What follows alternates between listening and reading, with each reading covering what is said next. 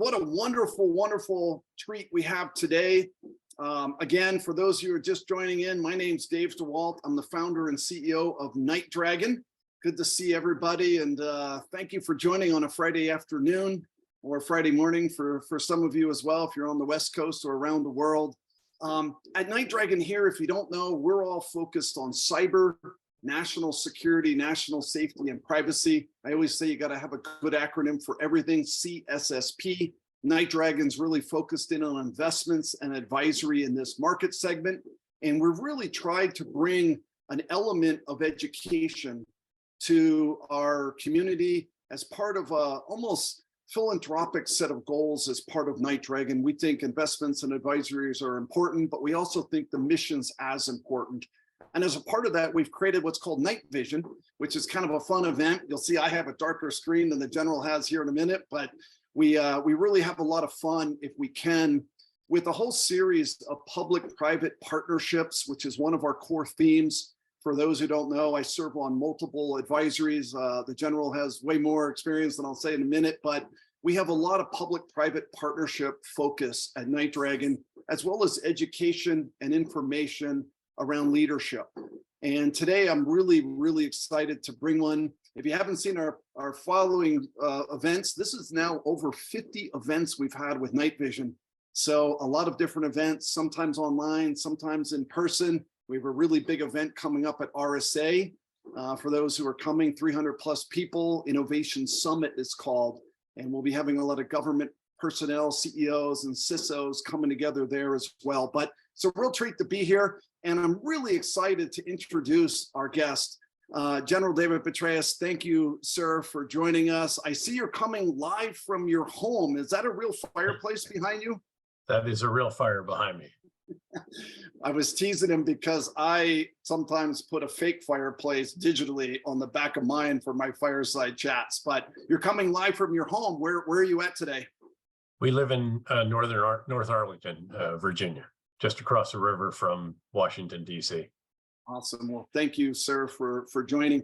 Let me read a little bio for a minute for everyone, and I'm going to embarrass the General for a second, but it's incredible, his background.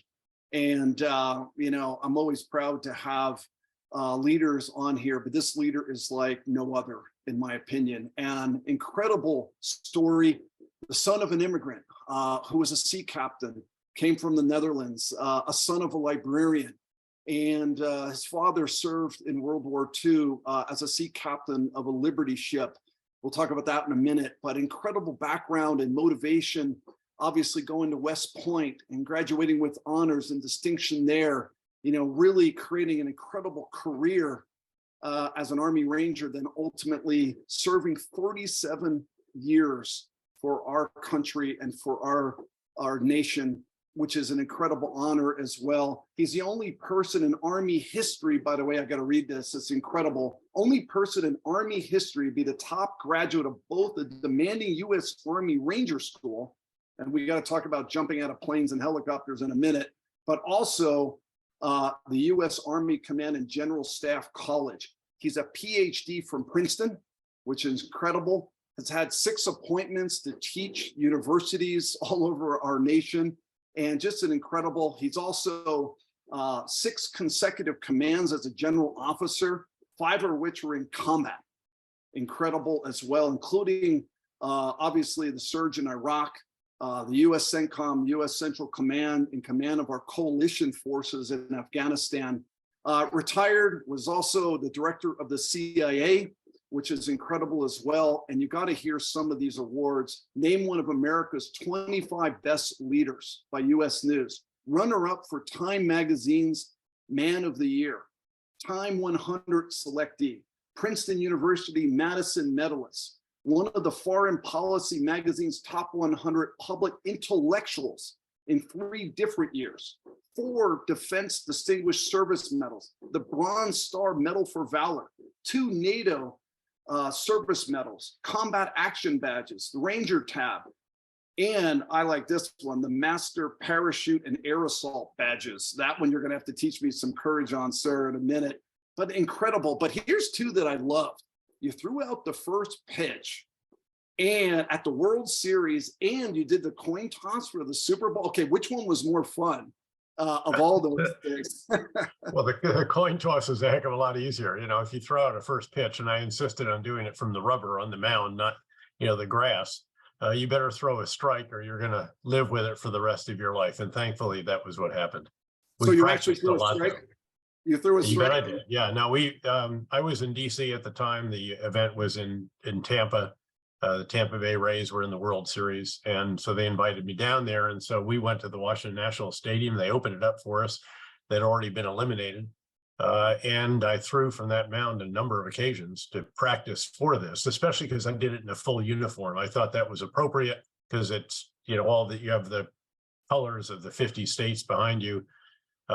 It's a pretty impressive sight. And I figured I had to wear everything on it. And I did, but that means you can't bend your elbow quite as well. I'd been a pitcher back in high school and so forth, so I was comfortable with that, but I had to learn how to throw without the normal motion. And it worked, thankfully. Big relief. Well, I know there's a lot of pressure to it, sir, because I also threw out a first pitch for the Oakland A's when I was CEO of McAfee, but I didn't have as good of outcome. I was wearing a suit jacket. I go out on the mound. I have my 3 kids out there, there's like 20,000, 30,000 people in the stands. And I try to throw the ball as hard as I can for whatever reason. And I right over his head. I one-hopped. I actually one-hopped it. And it was, that's even worse. Yeah, it was one of those moments. And then my friends teased me for years on the worst pitches from the mound to open a game. So at least you threw a strike. That's why we practice. I should have practiced. Sir, what do you see? I mean, all these awards and all these accomplishments, what are you most proud of? I mean, you look back over this career, incredible. What are you most proud of? Well, I was hugely privileged, as you note, to lead our sons and daughters in uniform, if you will, in combat on a number of occasions, but most significantly during the surge in Iraq. The country was in a civil war when President Bush courageously announced a surge instead of withdrawing further. There was very little support for that in the uniform ranks. We went forward with it. Great diplomatic partner, Ambassador Ryan Crocker. And again, our American men and women in uniform, our coalition partners, Iraqi counterparts, achieved over 18 months a reduction in violence of some 85 to 90%, pulled the country out of the civil war it had entered, and gave Iraq a whole new opportunity, which they did pretty well with, actually, for the subsequent 3.5 years, until tragically in late 2011, early 2012, the prime minister undid a lot of what we'd done together by taking highly sectarian actions. And that was very, very painful to watch, frankly. And I was in as the director of the CIA at the time, so I had sort of a ringside seat, if you will. But that was historic. And again, it was an enormous privilege to be part of it.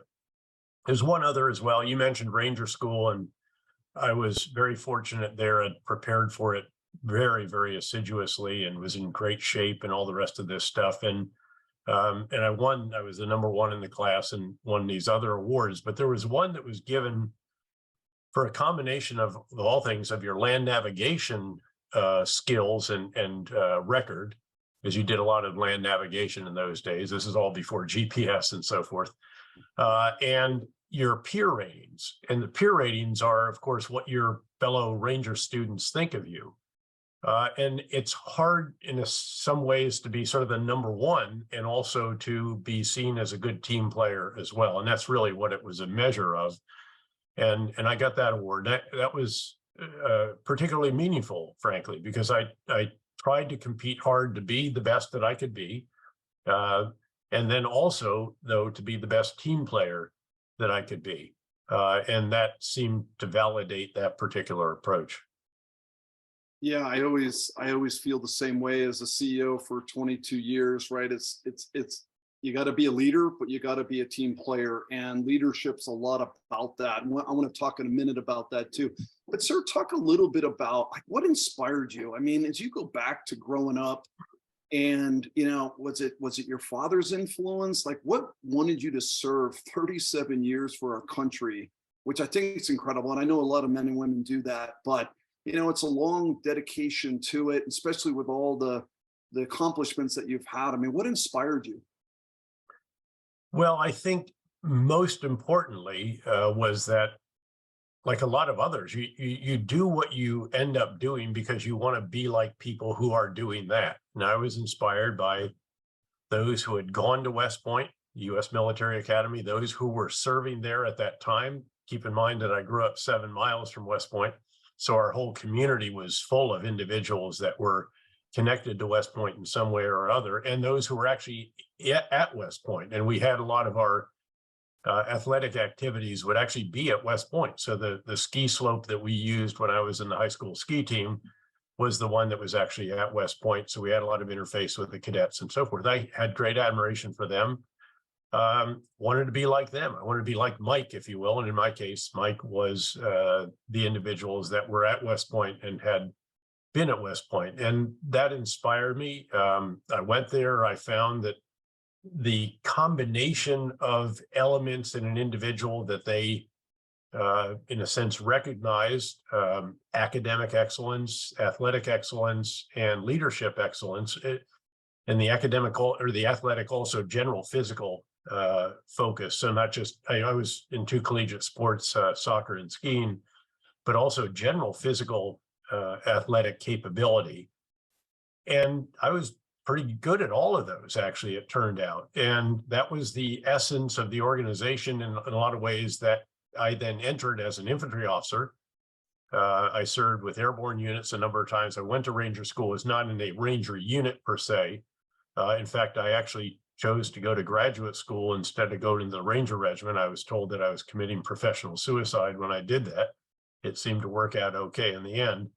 But as it went along, I just enjoyed doing what I was doing. And I had a somewhat non-standard career path. It wasn't all just infantry, infantry, infantry. I would get shunted off either because I requested it or because people pulled me to do what were pretty intellectually demanding activities. So, for example, again, 2 years at Princeton, then I taught for a couple of years at West Point. I was a speechwriter for the Supreme Allied Commander of Europe. Get back to infantry, was enjoying that.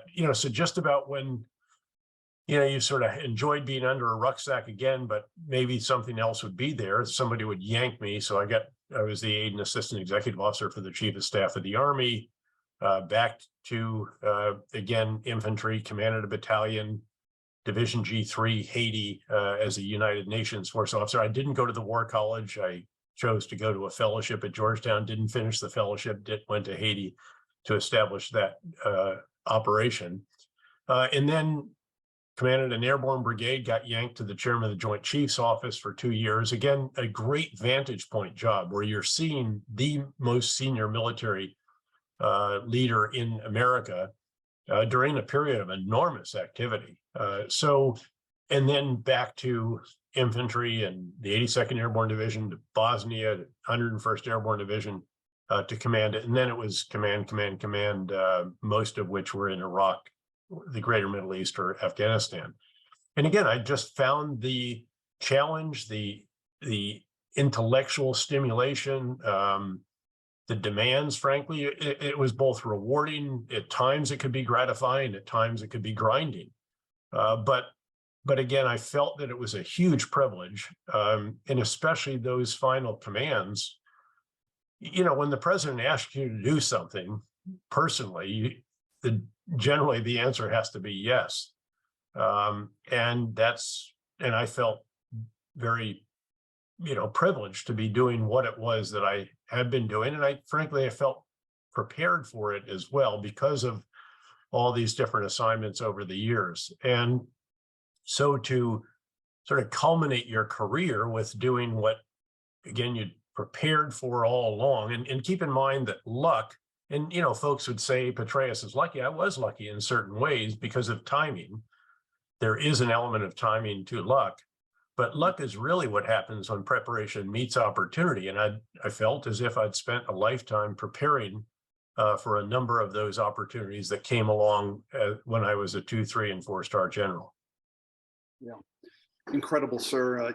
Thank you for sharing that and for everybody here. I want to turn, before I turn to like current affairs and events and technology and cyber and a lot of cool things for some of the audience, I want to talk about leadership for a minute. And I've been a big advocate of this, and I've always believed, I have this saying, in adversity is a test of true leadership. It's not for me, but it's something I believed in. And crisis is really an element of where leadership comes about. And you're playing sports and being a team leader, and then ultimately through your whole career, and then being named a top leader. What's your leadership style, and what pearls of wisdom can you give to other CEOs who are listening here about leadership from your career? Well, let me talk about leadership style first, and then I'll talk about the concept and intellectual construct for strategic leadership that we actually distilled and captured. It's at a website at the Belfer Center at Harvard University. I was a fellow there for 6 years. In terms of leadership style, I've gotten that question many, many times over the years, and I typically will answer by saying, I'll tell you what leadership style I tried to demonstrate.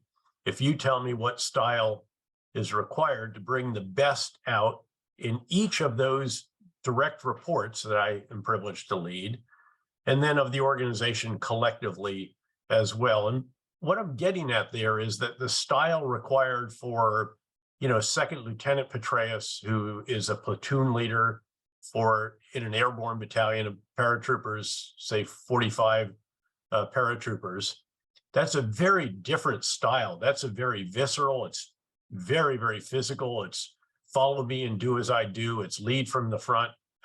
It's, ruck up and set the standard. It's a bit of cheerleading, more than a bit of cheerleading.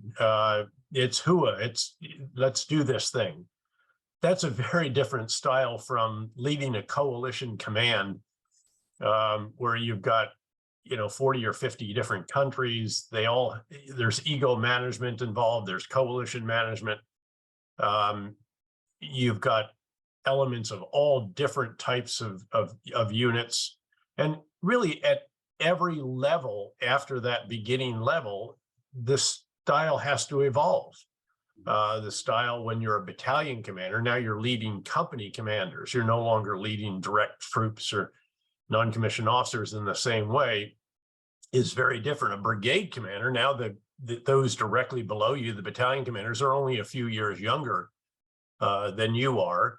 Along the way, sooner or later in there, you get, aviators, you get special operators, you get female soldiers. Increasingly now they'd be in all organizations. And again, the style has to change in recognition of those that are in the ranks, in the structure, and so forth. And then leading, say, the CIA, where there are even different elements within the greater, the greatest human capital in government that I know of, just truly extraordinary Americans. But, the analysts have their own culture, the operators, if you will, the National Clandestine Service, the true spies, the techies, the support, the cyber folks, the digital warriors, if you will. All of this, every one of those requires a slightly different style. And I think the key is, again, understanding what style is required to bring out the best in him or her. Each of those, some might need a pat on the back once a year, some maybe I need one once a day, others need some other type of leadership. So again, that I think is the key when it comes to style. Now, shifting to leadership, particularly strategic leadership, that at the very top that you exercise, say, as a CEO, or you exercise now at NightDragon. And I was privileged to exercise a handful of different times, say as a 4-star or as the director, what have you. Here you've got to perform 4 tasks well, but that first one in particular, that is to get the big ideas right. That's to get the strategy right. That's the overall approach. And I'll give you an example of that in a moment, talking about Netflix, because I think that Reed Hastings, who I know you know as well, is one of the great strategic leaders of all time, really, certainly of our present time. So you have to get that strategy right. Keep in mind, the surge that mattered most in Iraq wasn't the additional forces. It was a surge in ideas. It was a change in our approach of 180 degrees. If you think about that, change leadership doesn't get any more dramatic than 180 degrees. So get the big ideas right, then you have to communicate them effectively through the breadth and depth of the organization to your counterparts, to other stakeholders, to nations that are contributing, leaders, and so forth. You then have to oversee the implementation of the big ideas. That's what we normally think of as leadership. That's providing example, energy, inspiration, incentivization. It's how you spend your time, very rigorous way. It's the metrics that tell you whether you're winning or losing. It's hiring the best and keeping them. It's allowing some others to move on perhaps earlier than they might have expected. It's all of that. It's going out and seeing it for yourself. It's going on patrol with units 2 or 3 times a week and so forth. And then there's a fourth task, sometimes overlooked, which is formally to sit down and determine how you need to refine the big ideas so that you can do it all again and again. And it's always instructive to remember Kodak, which had over 2,000 patents on digital photography, but failed to transform itself from a film photography-based corporation to one that would use those patents soon enough so that they could dominate digital photography the way that they used to dominate film photography. And they've never really regained the kind of prominence that they had despite various efforts to reinvent themselves. Reed Hastings, though, you think about it, he transformed Netflix at least 4 times. The very beginning, putting Blockbuster out of business by getting movies in the hands of customers without brick and mortar. You know, and again, you perform all these different tasks. The next one was to allow downloading of movies because broadband speeds were fast enough. The third was to create their own content, $100 million on House of Cards alone, lots of others that we all revisited during the pandemic boredom period. And then the final one was, of course, going out and buying major motion picture studios, 2 of them, as I recall, and making major motion pictures and doing it so well that Netflix a few years ago got more Academy Award nominations than any other major motion picture studio. A bunch of other tweaks along the way, going international and so forth, and a couple more. He has, of course, just recently announced that he's stepping down. But again, a truly extraordinary and transformative leader, although I did chide him a bit over Brad Pitt playing General McChrystal as he did in the movie about him. It was Brad Pitt's worst movie as a wooden soldier. And beyond all that, I couldn't believe that Brad Pitt didn't play me. Oh, I love it. That's great. I'll remember that for teasing you later. By the way, thank you for sharing the leadership things. I've always been a big believer of teaching CEOs to create a strategic plan in addition to a annual operating plan, but also a communication strategy and a culture strategy. And I think you almost laid it out. And all of these are part of that. You know, again, there are big ideas about culture. There's big ideas about really everything. And I gave you very much the executive summary of that, because there's a lot about literally how do you distill big ideas. You know, it's iterative, it should be inclusive, it's open, transparent. I never got hit on the head by Newton's apple fully formed by sitting under the right tree. I got hit on the head by a seed of a big idea, and then you shape it like a clay object, again, iteratively, inclusively, because no one of us is smarter than all of us together. But one more item, you touched on leadership during adversity. You know, life is not full of high five moments. And, you know, your members of your organization, your units make mistakes, you make mistakes. I made plenty. And the question is, again, don't tell me how high the guy jumped. Tell me how high the guy jumped back after he got knocked down. And that's really the test. And as you well know, when that happens, you've sort of got to take stock, make amends, dust yourself off, get up off the canvas and get the rucksack on and start putting one foot in front of the other and repeating the process. Because again, I think the real measure of leadership is actually leading through adversity. And I can tell you, we had endless adversity, especially during the surge in Iraq, where again, just almost every day, especially in the first 6 or 8 months, there were real setbacks, terrible losses, horrific suicide bombings, parliament building blown up, the bridge between East and West Baghdad, one of them knocked down, endless, very tough casualties and all the rest. And yet, at the end of 18 months, violence was down by 85 to 90%. Again, the country had a whole new opportunity. Thank you for that, sir. Amazing. I love the leadership and the adaptive leadership words that you were using. I'm a big believer in that, as well as the crisis areas.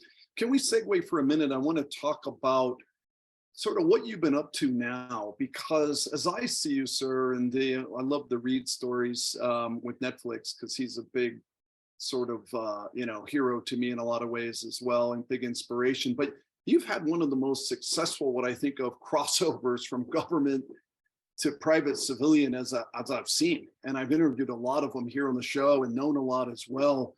You've now invested into 25 plus venture companies. Several of them have become unicorns. You're a partner at KKR.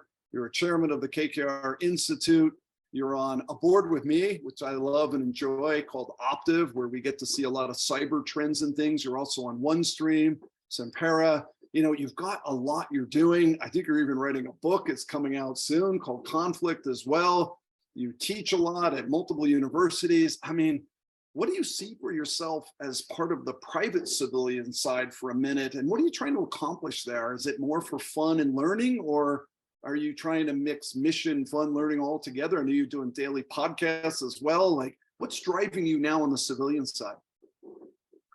Well, what I wanted was a portfolio of activities that has a base, if you will, that provide intellectual stimulation, that are rewarding, that are enjoyable, a bit gratifying, if you will, and still allow me to get home on the weekend and be with family and walk the dog and all that kind of stuff, and with friends, and generally have been able to do that. Some of the travel, especially as it's kicked back in post-COVID, has been a bit frenetic, but I feel incredibly privileged to have this range of activities. Again, KKR is the base. I'm a partner there. I've been a partner now. I joined KKR over 10 years ago. And by the way, we've had an incredible run during that period. We've gone from 83 billion under management to over $500 billion. The KKR Global Institute, which we established again a decade ago to do geopolitical risk during the diligence process, integrate the macroeconomic analysis, environmental, social governance issues analysis to go with the deal team to the investment committee. That used to be something that we did when we were investing in countries for the first time, maybe the developing world, not North America, not Western Europe, not the developed economies of Asia. Nowadays, because we've transitioned from an era of benign globalization to renewed great power rivalries, geopolitics very much is determining what's possible in the investment world, in trade, in economics. And so geopolitical risk now it's a bull market. And we're employed in almost every deal that we do nowadays has some exposure to some aspect of geopolitical risk, either because of the Russian invasion of Ukraine or because of the growth of tensions and restrictions and other issues in the US-China relationship. And that has been, again, very, very stimulating. It's proven to be very important for KKR. We believe in edge. It's a distinguishing feature for the firm. And by the way, we own about 120 companies around the world, and we have minority investments in another 100. I have always taught at different places over the years. Right now, I teach in the spring semester at Yale. I co-teach a course on great power rivalries, which is, again, intellectually stimulating. It's fun. There's a fellowship there in my name for some special folks from the U.S. military and I mentor them during the course of the year. I'm on tons of podcasts. I do at least one every day, do multiple events for KKR on any given day. We recently did a swing literally all the way around the world where, for example, we did 6 events in a single day in Sydney, plus other meetings. I'm a strategic advisor for a company that we just bought there. And then later in Mexico City, 6 events as well. So, but it's fun, it's stimulating, it provides opportunities to maintain relationships and to refresh the intellectual capital on which we draw for the performance of our tasks for the firm in that regard. As you mentioned, I've been fortunate to invest in some 25 startups over the years, and 3 or 4, I think maybe of those are unicorns. And I've really enjoyed young leaders and big ideas, especially leaders who seem to have the ability not only to conceive of a great idea for a company, but seem to have the promise to be able to scale that company so that you don't end up having to have a leadership change at some point in there. And I find that, again, very, very exciting. Not, again, not just stimulating, but no kidding, exciting. And that's great fun. I'm on a ton of different think tank boards and veterans support organizations, and that's also very important to my wife and to me. So again, it's a pretty full set of endeavors, and yet we have time for the kids and grandkids and the dog.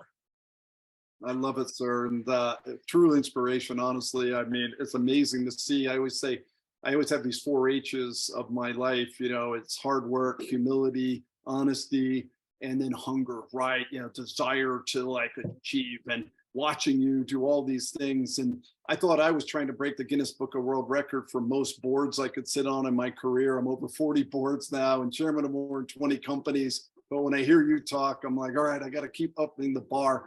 Sir, let's talk a little bit, if we can, in the time we have, about the current situation that's going on. And for a minute here, I've had a vantage point of cyber for 20 plus years in one domain, but I always talk a little bit about mankind every time they've discovered a new domain, whether it's lands or oceans or air or space or now cyber. We've had conflicts over that. Now we're in this situation with Russia, Ukraine, and cyber together with physical and lands, with air, with space, this fusion together of all these threats and trends that are happening in our world is ominous. It's incredible to watch. I mostly see it through one lens. I know you see it through a whole lot more. I mean, how do you sort of think about this perfect storm of problems that are happening? What ways would you summarize the current situation that we're in? And any Sure. comment on that? Yeah, look, I think we face the most complex array and most numerous array of threats that we've ever had, certainly since at least the end of World War II. It may or may not be the most dangerous period since World War II, but it is certainly the most complex. And if you think of the US, I love the analogy of the US guy as the guy in the circus who has to keep a whole bunch of plates spinning. We have allies and partners, if we treat them well, and we are, to help us keep a number of these plates spinning. The biggest plate in the tent, bigger than all the others, is the plate that represents the US and Western relationship with China. We can't let that wobble. Obviously, there's a Russia plate that has gotten larger and more dangerous. There's a North Korea plate, there's an Iran plate, there are plates for individual Islamist extremist organizations that we still have to keep an eye and pressure on. There are cyber threat plates of various types as well. And there's a host of other challenges that are out there. And again, uniquely, the US has to perform the task of keeping all of these spinning. It's in our national interest to do so, and to try to preserve the rules-based order, the international order that was established largely with our leadership in the wake of World War II. So that's the challenge, and it takes a comprehensive approach, all of the capabilities that we can muster as a nation together with our allies and partners. It's not just government, it's the private sector, everyone working together, noting that, yes, there are sometimes different, if you will, objectives and incentives for the different elements that are engaged. But I think that's the way that you have to think about it. And then if you get into the world of deterrence or something like this, you've got to make sure that your capabilities are in all of the different domains that you identified, and that all of those together have to be sufficiently compelling that a would-be adversary, potential adversary, doesn't think of taking an action that could bring those into play. So that's the world in which we find ourselves. It is indeed very, very challenging, but it's not beyond our capabilities. And I think, again, that we do have to play the role that we traditionally have, albeit tempered. We have to have a degree of humility in what it is that we aspire to do in the world as well. We've had some tough experiences since 9/11 that I think have been cautionary tales for us. I've been part of some of those. And again, we should learn from those, but we shouldn't shrink from what it is that we need to do in the world because of them either. Is there a couple, looking through the lens of technology for a minute, is there some epiphanies through this crisis in Ukraine that jump out at you? Certainly public-private partnership and private tech and its role in Ukraine is very interesting. I mean, what technological things do you think really are eye-opening as a result of that conflict? Well, Ukraine is not the conflict of the future. You mentioned the book that I'm finishing with Andrew Roberts, a great British historian. It's titled Conflict, The Evolution of Warfare from 1945 to Ukraine. And we have, actually, there's a chapter beyond Ukraine, which is called The Future of Conflict.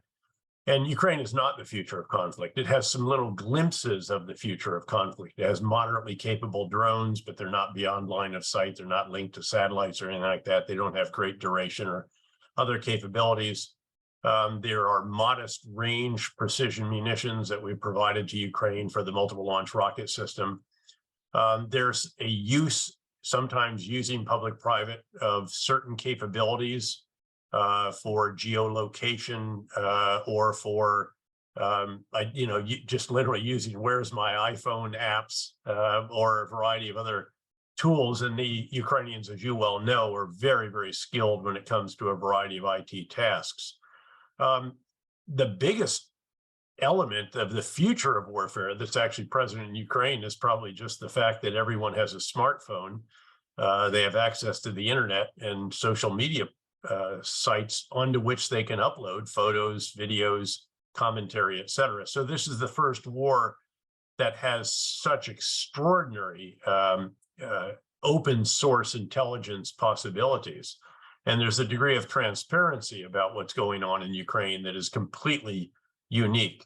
But if you think about the future of warfare, you don't see Ukraine as that. Ukraine is much more what the Cold War turned hot in the late 1980s would have been, fought largely by those systems from that era, mostly Eastern Bloc systems, now with Ukraine receiving Western systems, but not the future of warfare, which is going to be vastly more unmanned, remotely piloted or algorithmically piloted systems, not just in the air, not just drones as we think of them now, but drones on the ground, at sea, subsea, outer space, and even in cyberspace.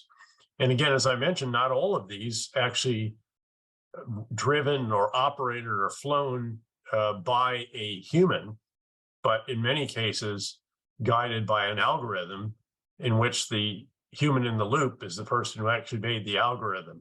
That there's some aspects to that that are scary, to be sure. There are some ethical issues engaged in all of this, but that's where we are going.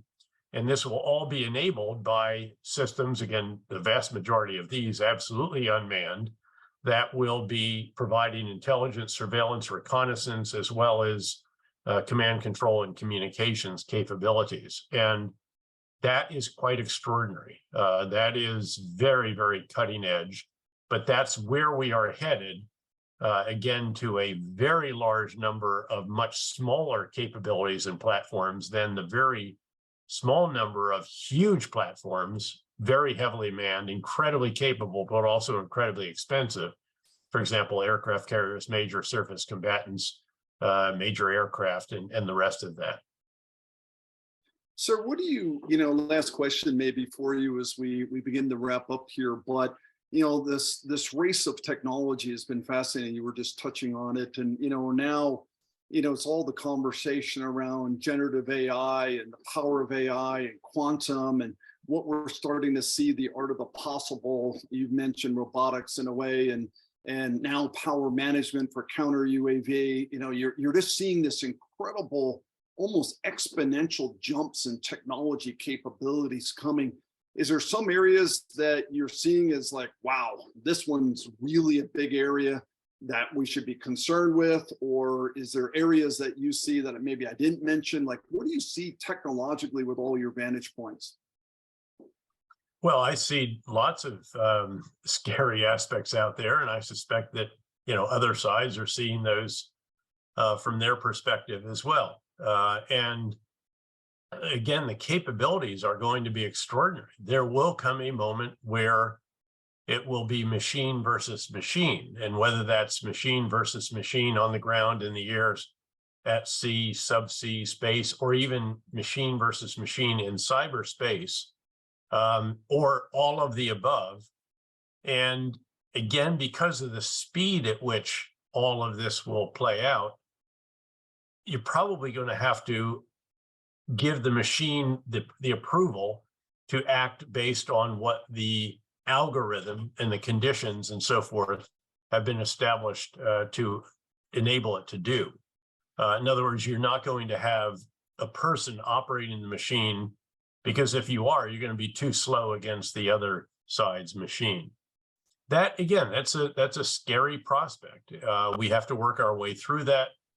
We have to make sure that there are very, very careful safeguards. There are very rigorous conditions and so forth established for certain actions. But that's ultimately where a lot of this is headed. Dave, arguably, this is already the case in cyberspace. I mean, there's plenty of algorithms at work there. They aren't operated by humans. They're designed by humans, and they're carrying out what the humans have told them to do. And there are responses as well. As you well know, you have to operate at machine speed, not human speed. In fact, one of the challenges we have when it comes obviously to threat warning and then threat mitigation sharing is to do that not by an FBI special agent calling up a corporation and asking, do you know if you've just been hacked? And by the way, here's what you need to do. I mean, this all needs to be very, very highly automated. There are initiatives that are helping with this, the collaborative effort that is being pursued by the Cybersecurity and Infrastructure Security Agency. Jen Easterly, now the director, Chris Krebs, as you know, the founding director, two extraordinary leaders and experts. And this is all moving apace, but there have to be additional authorizations and appropriations from Congress to enable this to go to its full fruition, because there's still not the sufficient incentives for corporations to share, certainly not at the speed of machine, when they've been hacked, what the threat identification is and so forth. It's building, it's happening, it's coming together. But we've got to accelerate that. Now, noting that we have come a very long way from just say 5 or more years ago, when Cyber Command was still not a full-fledged combatant command. Again, CISA didn't exist. The additional capabilities in FBI and the Department of Justice were not established. So we've come a long way, and the partnership with the private sector has advanced very dramatically as well. And we saw this, of course, when the Russians launched their invasion of Ukraine. They threw everything at Ukraine and also at the United States in cyberspace, and didn't achieve anywhere near the effects, I think, that they had hoped to achieve, because Ukraine had gotten much better. They'd hardened, they'd improved their resilience, their capacity to respond, to detect, and so forth. And the same true of the United States with private sector, in this case, Microsoft, I think, particularly distinguishing itself along with some other cybersecurity firms in identifying what was going on and very rapidly taking mitigating measures, and in a number of cases sharing that. And of course, there's a great report by Microsoft out on that whole experience. One of my most proud components of what I do with NightDragon is we have several companies pretty active in Ukraine from a private tech point of view, but a lot of my career running Mandiant and Fireside and McAfee, we learned a lot about how to partner here, and it's wonderful to see our government advance. CISA, Jen Easterly is one of my favorite people and what she's done, but also Chris Krebs before that and all of that. One of the themes I've always had with NightDragon, crowd, cloud, and AI, and the power of the crowd, as you sort of alluded to with Ukraine, and what cloud can do for us in hyperscaling and AI. AI safety is an area that I worry a lot about going forward, especially poisoning of algorithms and things. Sir, it's been such an amazing time talking to you, and thank you for sharing so much personal and professional. One last question for you, and I'm curious to see who you're rooting for the NCAA basketball championships. Is it Princeton who's playing tonight? Who is it that you're going? I don't want to jinx things at all, but obviously Princeton is in the Sweet 16 for the first time, I think, since Bill Bradley was playing for the Tigers. So it's an exciting moment for all graduates of Old Nassau. Yeah, everyone, I'm pulling for Princeton. We'll knock wood together here that they have a successful evening today. I guess my alma mater, University of Delaware Fighting Blue Hens, isn't in it, but we'll maybe for another year. Sir, thank you so much. I'm so honored to be a part of this, and thank you for your service. Pleasure's mine, Dave. Your work. Thanks very much. Everything. Great to be with you again. Have a wonderful weekend. Thank you, everybody, for joining our Night Vision event. Have a good weekend, people. Thank you. Thanks, Dave. Bye-bye.